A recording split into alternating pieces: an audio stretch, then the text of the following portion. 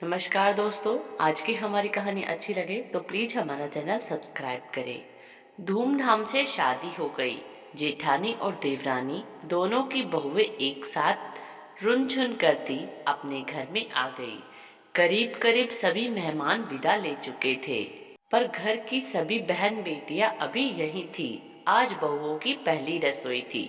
एक बहू सूजी का हलवा बना रही थी और दूसरी चावल की खीर। भारी साड़ी, उतने ही भारी जेवर, साथ में जेठ महीने की गर्मी।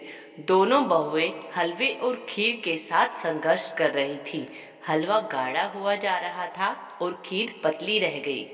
तभी सभी चचेरी, ममेरी, मौसेरी, फुफेरी, नंदे हंसती खिलखिलाती रसोई घर में पहुंच गई।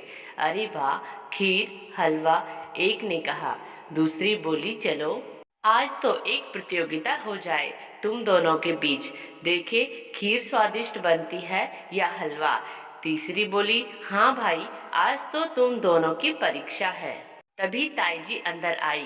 वे बाहर से इनकी चुहलबाजी सुन रही थी। आते ही मीठी डांट लगाते हुए बोली, छोरियो बाहर निकलो यहाँ से। तुम लोगों ने दी थी परीक्षा अपने घर में अपनी सास नंदों के सामने। तुम लोगों को तो इनकी मदद करनी चाहिए। सब लड़कियां चुप हो गई। ताईजी बोली, बेटा अब तो ये दोनों अपने घर की सदस्य हो गई है। ये रिश्ता न तो एक परीक्षा है जिसमें फेल या पास होना है, न ही कोई प्रतियोगिता है जिसमें कोई जीत या हार है। ये तो एक भावना है, अपनापन है। इसे महसूस करो बेटा। सभी नंदे ताईजी को लड़ियाती हुई बोली, ताईजी हम तो मजाक कर रहे थे। ताईजी दोनों बहुओं के पास पहुंच गई और उनके कंधों पर हाथ रखा और आंसुओं की बूंदें दोनों की आंखों से टपक गई, जिसे ताईजी ने अपने पल्लू से पूछ दिया।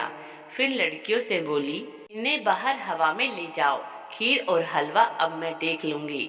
बहू बेटियां बाहर जा चुकी थी और ताईजी ससुराल में अपना पहला प्यार सा अनुभव याद कर रही थी, मुस्कुराते हुए।